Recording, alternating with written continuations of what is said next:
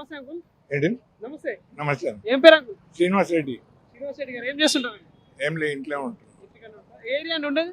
నేను అక్కడ సభ్యులు కూడా సభ్యులు కూడా. ఏ సికింద్రాబాద్ కాన్స్టిట్యూన్సీ ఆ సిగ్గురాబాద్. అంకుల్ మరి ఇప్పుడు రాష్ట్రంలో కాంగ్రెస్ గవర్నమెంట్ ఉంది. సో ఇక్కడ బీఆర్ఎస్ పార్టీ ఎమ్మెల్యే ఉన్నాడు. సో పాలన ఎట్లా అనిపిస్తా ఉంది మీకు? కాంగ్రెస్ అంత డౌట్ అనిపిస్తుంది, అంత సరిగ్గా చేస్తలేరు. అంతేనా? బీఆర్ఎస్ ఉన్నప్పుడు బాగుండే, ఇప్పుడు కాంగ్రెస్ అంత ఒక్క ఏమి ఇస్తలేరు. అంతే. పింఛన్ గించిన మహాలక్ష్మి అది ఇవన్నారు, ఏమి ఇస్తలేరు. 4000 పెన్షన్ 4000 పింఛన్ అన్నాడు, మొన్న ఉగాదికి అన్నాడు. ఉగాది తర్వాత మళ్ళీ మొన్న అన్నాడు, అది కూడా రాలేదు. మళ్ళీ ఎప్పుడు వస్తుందో ఎప్పుడు ఇస్తుందో తెలియదు. ఆగమాగం ఉంది అంత. అంటే 6 గ్యారెంటీలు అన్నారు కాబట్టి పథకాలు, ప్రజాపాలన అంటున్నారు. ప్రజాపాలన అది ఏం ప్రజాపాలన ఏమో తెలియదు.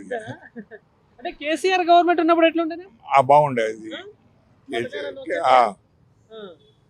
వాళ్ళు కరెక్ట్ టైంకి చేసేస్తుండే పింఛన్. 2000 అన్నప్పుడు 2000 కరెక్ట్ చేసి, ఇప్పుడు 4000 అన్నాడు. ఇప్పుడు వచ్చి 2 ఏళ్ళు అవుతుందేమో, 3 సంవత్సరాలు.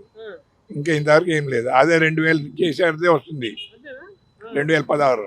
ఇప్పుడు ఈ కాంగ్రెస్ గవర్నమెంట్ వచ్చిన తర్వాత మీకేం లబ్ధి, అంటే ఇప్పుడు లబ్ధి ఏం పొందట్లేదా? ఏమీ లేదు. అవి ఇవన్నీ రేషన్ కార్డు తీసుకున్న, రేషన్ కార్డు వచ్చింది. అక్కడ మున్సిపల్ ఆఫీస్ పడితే ఇక్కడ కాదు, అక్కడ తిప్పుతుంది. ఇక అంతే, తింపుడు అయిపోతుంది.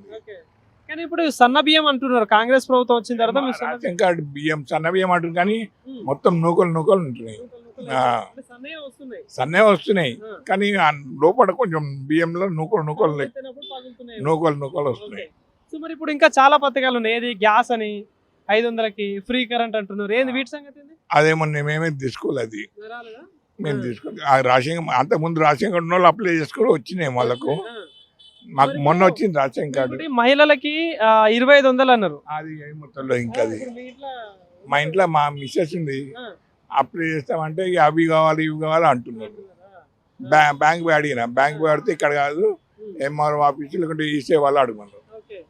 ఇప్పుడు మీ సికింద్రాబాద్ ఏరియాలో ఇక్కడ ఎట్లా ఉంది పరిస్థితి? మరి అంటే వర్షాలు పడ్డప్పుడు ఈ వాటర్ డ్రైనేజ్ వ్యవస్థ ఎట్లా ఉంటుంది? డ్రైనేజ్ వాటి కొంచెం నిలబడిపోతున్నాయి. సరిగా వర్షాలు పడ్డా మొత్తం నిలబడిపోతాయి. తర్వాత మళ్ళీ మామూలు అయిపోతే మళ్ళీ అప్పుడు ఆరిపోతుంది. ఇప్పుడు జిహెచ్ఎంసీ ఎలక్షన్స్ వస్తాయి ఈసారి. ఇప్పుడు మళ్ళీ జిహెచ్ఎంసీ ఎలక్షన్స్ వస్తాయి కాబట్టి ఎట్లా ఉంటది ఈసారి జిహెచ్ఎంసీ? వచ్చేది బీఆర్సీ వస్తున్నారు అంతే. ఎందుకట్లా? ఎందుకంటే మంచి చేసింది కాబట్టి. కొంచెం కేసీఆర్ మంచి చేసినట్టు, కానీ మొత్తం అప్పులు చేసినట్టుగా. మొత్తం అప్పులే చేసినట్టు. ఆ అప్పులు సంగతి మాకు తెలియదు, కానీ ప్రజలకైతే మామూలు మంచి చేశారు. అందుకే మాకు మంచిగా అనిపించింది. మరి ఇప్పుడు మళ్ళీ జనరల్ ఎలక్షన్స్ వస్తే ముఖ్యమంత్రి ఎవరైతే బాగుంటది అనుకుంటున్నారు? కేసీఆర్. అంటే తిరగలేదు. ఎందుకు బీజేపీకి ఛాన్స్ ఉంటుంది? బీజేపీ అంత డౌట్ అయ్యారు ఎక్కువ.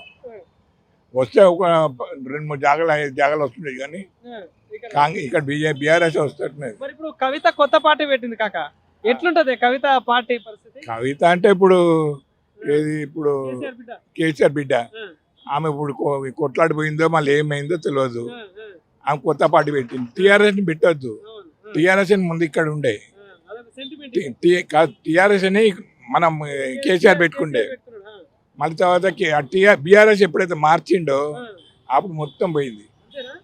టీఆర్ఎస్ బాగుండే. సో ఇంకోటి, ఇప్పుడు పవన్ కళ్యాణ్ జనసేన పార్టీతో తెలంగాణలో పోటీ చేస్తా అంటాడు, ఎట్లుంటది మరి నిజంగా?